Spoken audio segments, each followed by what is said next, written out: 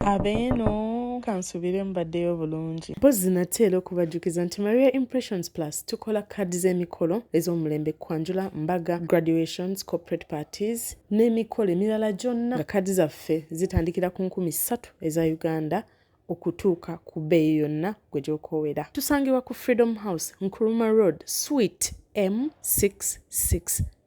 Nga n'akasembayo tutandike temwerabira okusubscribinga ku YouTube at Impressions Plus n'okufollowinga backup yaffe eya Impressions Plus Family. Osiibyeyo otya Lady Maria? Kansubire oli bulungi. Nze nno gw'olaba natwaladde ennamba yo kubanga ebyokunyumiza nina bingi naye nga tutadde wabbali ebyobulamu bwangu bwa bulijjo nsaba ku magezi g'abawuliriza abo kuba nina ekiseera kye ntuukamu ne mpulira nga nina ekintu ekiŋŋamba weetuge ove ku nsi bino byonna obiwone. Nze gw'olaba nina omuntu gwe nina mu bulamu bwange mmaze naye kati emyaka giwera 3. Omuntu ono mwagadde ate naye anjagadde nnyo. Mu myaka gino 3 mwenfunidde essanyu obulamu bwange bwonna lye sifunangako kakubeere kuva mu bazadde bange oba mikwano gyange. Ng'era bw'omanyi abaagalana especially naddala nga temuli mu ggwanga lyammwe tuli eno bweru mufuna challenges zibeerawo naye tuziyitangamu fembi. Omusajja ono ambeereddewo, omusajja ono andabiridde, omusajja ono anfuddeko, omusajja ono anjagadde. Munnange ebbanga nno nga bwe lyetooloola omwaka oguwedde nagenda ne nkizuula nti yali alinayo omuwala omulala ne kimpisa bubi nnyo naye twatula wansi nze naye ne twogera. Namugamba omuwala ono okututabula ekyamangu kye tuba tukola tudiritinga ennamba ye omublockinga n'omublockinga bino ebintu biggwe era yakikola. Lady Maria ebintu by'ekyeyo bino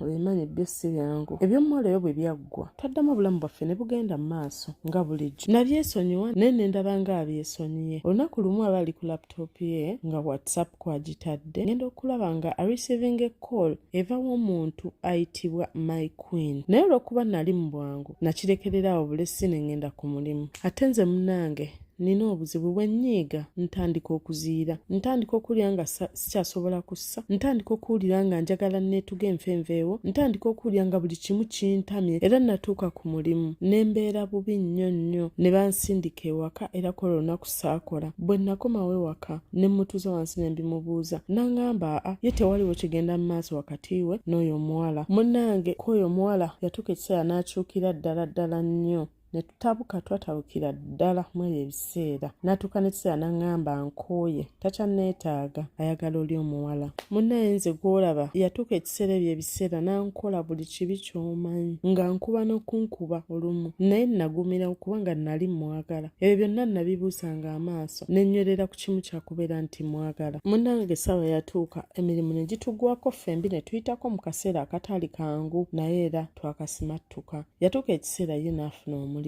n'atandika okukola n'andekawo nga nze sinaba kuddamu kukola. Omusajja oyo yabeeranga ku mulimu ne gumuyisa bubi nnyo nga bw'okiwulira naye ng'aguma n'aŋŋamba gyendi ŋŋumiddeyo lwakuba njagala nkole ssente nsobole okubeezaawo paka bw'onoofuna omulimu ogugwo. Lady Maria oli Guy mwagala. Okumanya nga Guy mwagala natuuka ne ntandika n'okumwagala eby'ekisiru. Natuukako mu mbeera kyemmanyi naawe oli mukazi osobola ogituukamu. Olaba omukazi gwe yasooka okukwana Lady Maria. Nze natuuka ekiseera ne ngulirirako either bagende bamutte oba bamuyire acid. Onoosonyiwa okugamba ebintu bino kuba sina mutyena gwe nali mbigambye nga biva mu kamwa kange okuggyako oyo mukwano gwe nanyumizaako ye yakinzijamu naye nga nze nali mwetegefu okukikola.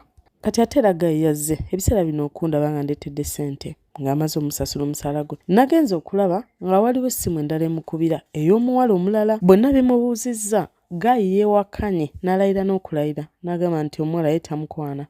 N'agamba nti yabadde waakuŋŋamba lwakuba nga nze asoose okkizuula nti ye pulaani ye yabadde yakumukolako omukwano alabe engeri gy'asobola omwewolako ssente azimpe nze ngende mu nsi endala kubanga n'ensi gye ndimu sirina bipapula byayo. Bwe natuuka eyo gye ndaze nange nkole ssente naye mujje mweno ensi gy'alimu essaawa eno. Ono nno omuwala owakusatu mu bawala be yakakwana lwakubanga bali abalala bonna bafayitinga n'abavaako naye n'addamu ne mujjukiza ne mugamba waŋŋamba ne bwe ndibeera naawe sirifuna mirembe. Omusajja oyo yalayira n'alayira n'aŋŋamba nti biri byali yakyuka kati anjagala nnyo era obulamu bwe bwonna bwagala kubeera nange. Natuuka ekiseera ne mugamba omanyi oba nze kansooke nzireko eka kuba taata wange yali ansuubiza nti bwe mba nkooye asobola okunteekamu tiketi enzizaayo ewaka. Omusajja oyo yafukamira wansi n'akaaba amaziga n'anneegayirira n'afiirawo n'aŋŋamba sigenda siddayo nsigalewo mbeerewo tujja kubeerawo mpola mpola. Okumanya nga nze Nasiruwala omuvubuka oli gye nakoma okumwagala ennyo era gye nkoma okweyongera omwagala buli lunaku ate gye nkoma okulaba nga ntama ekisusse kuba waliwo n'akaseera we natuuka ne mpulira nga njagala ngula obutwa olw'obwenzi bwe obwo obungi obuyitiridde mbumuwe abeere ng'afa mpola mpola. Lady Maria gwe muntu gwe nsoose okwesigana bino ebintu ate ng'era amazima matuufu gali nti obutwa bwo nabunoonya bwambula bubuzi naye nanoonya obutwa obwo bwe nsobola okumuwa ne mmulaba ng'afa mpola mpola gwawo. Lady Maria njagala nnyo omusajja naye ate mpulira omusajja nga ntamye. Enjagala gye njagalamu oli omusajja nange oluusi ntabula omutwe. Nze gw'olaba neetaaga nfuna amagezi engeri gye nsobola okwesonyiwamu omusajja oyo kubanga nja kwekolera ekikyamu eno mu nsi etali yange oba si kyo nja mukola ekikyamu. Lady Maria nze newekera ku makya ne blocking ono omusajja mu blockinga ku ssaawa 7 zigenda okubeera 7:15 mba mwani blockinze. Mu mazima matuufu nasulawo abasajja bonna abaali banjagala olw'omusajja ono ne nsalawo mwagale nga nsuubira nti naye agenda kunjagala nga nze bwe mwagala. Waliwo byakola ne ndaba nga ddala anjagala nange muli ne mpulira nti kituufu anjagala ne baganda be bonna baŋŋumya nti brother waabwe anjagala. Ne Lady Maria twebuuzaako kale nga mwebuuzaako mu inbox naye tali kuweerezaako message ng'ezo eziri sweet ezongera okugumya omukwano waziro zisanga mu ssimu ye nga yazisindikidde abawala abalala. Nze ne mpulira nga ngenda kugwa eddalu. Bane Lady Maria njagala nnyo omusajja nti nina ekiseera we ntuuka obujja ne bumpitirirako ne mpulira nga njagala neewe obuto oba neewe overdose y'empeke enfenveewo kwegamba tubyesonyiwa manye nti naye siri naye nange tali nange omutima gunaba mugumu bannange mumpe ku magezi kuba mpulira njagala omusajja ebinsusseeko. Nze kwolaba nkaba misana na kiro omuvubuka ono yanjagala nnyo mukwano gwonna ndowooza gwe saafuna mu buto ne ngusanga mu ye kusali okuba nti kigenda kunsuula eddalu. Nze neeraba nga kunze oba abawala bakwana oba ye nja kutuusaako omu ku ffenna obulabe bannange mumpe ku magezi. Omuntu ono namusanga mu comfort ndowooza obulamu bwange gye bwali tebufunangako. Ye muntu gwe sitya kweyabiza kintu ne kiba kinene kitya. Ye muntu gwe ntula okumpi ne mpulira nga omutima gwange guli wamu. Ye muntu gwe nnyumya naye nanzizaamu amaanyi. Ye muntu ansindikiriza okukola ebintu ebisinga ku bye nnaakakola. Omuntu ono ye muntu asoose okundaga ku nsi nti omuntu ayagalibwa. Ye muntu asoose okundeetera okuwulira nti nange ŋŋwana okubeera mu bulamu bw'ensi eno ate era ye muntu andeetedde okuwulira nti obulamu butama n'owulira ng'oyagala obugyewo gwe kennyini. Lady Maria omusajja mwagala nnyo nnyo ku ssa ly'okuba nti mpulira mukooye naye simanyi na ngeri gye nsobola kumwesonyiwamu kubanga mwagala nnyo. Ate no Lady Maria ekinyiza nze gw'olaba nze sikwata simu ya musajja oyo nti gitinkuula naye muno mubeefulira era abali holi oluba okukwata bwe nti ku ssimu message y'omuwala ng'epoopinga either ya muwala oba message nkadde kwegamba nze nina engeri gye ndabamu message ezize naye ng'ate sigenderedde nti nkwate essimu nkebere ntandika okuzanjuluza emu ku emu. Ate n'engeri gye namukwatirako mu bwenzi obwasooka nali mwesiga nnyo nnyo nnyo nnyo kati obwesigwa bwange bwafa gy'ali ne bw'aba ngamba amazima ne bw'aba alimba still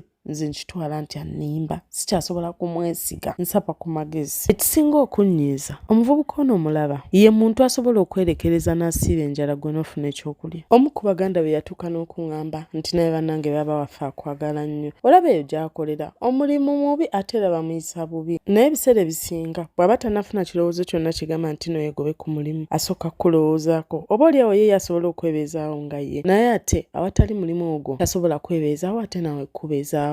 Nze gw'olaba nakula sirina bazadde ate era nazaalibwa omu naye bwe mbeera n'omuntu yandetera okuwulira nti nina abooluganda nga 10 ku nsi nti nina mama ne taata kuba saakula na mama na taata. Nze ne bwe mba nga nniize n'atuuka wendi nzikakkanirawo era ne bwe mba nga ndi naye sisobola kunyiiga ne ntuuka ku ssa lya kuzirika naye ate bwe mba nga siri naye bwe nnyiiga nnyo ne ntuuka n'okuzirika. Nze gw'olaba nze muntu alina ba family members bano ebika by'abantu abayinza okumala omwaka omulamba oba n'ekitundu oba n'omusobyo nga tekuliko wadde akunoonyezaako anti mama ne taata sibalina nagambye nga tewali akunoonyezaako. Era nze ndowooza ebiseera ebisinga nti singa lukeera ku makya ne mbula nga bano abantu ababula nze ndowooza nze muntu ayinza okubula n'enfa ne banziika kawabeere no gye ndi abantu bange ne bamanya nga bayise emyaka 3 kati ate bwe nafuna ono oba muli nawulira nti oba ndaba ntya kyonna kyeyandetera okuwulira kyandetera okumanya nti mu nsi siriimu nze kakati ate bwe ndaba nga naye aŋŋendako Lady Maria nze neewulira nga sina kye sisobola kukola. Nze gw'olaba ntuulaawo ne neewa pulaani ze kennyini ate ze kennyini nnyini nenzeemenyera ne ntula ne neegamba leero ngenda mulagako nti nnyiize bw'aba nnyiizizza naye nze kennyini yeeplaningidde nti bw'addamu okumpeereza message sigenda giraba wadde ogisoma oluba okuweereza akamessage ng'omutima gutandika okuŋŋamba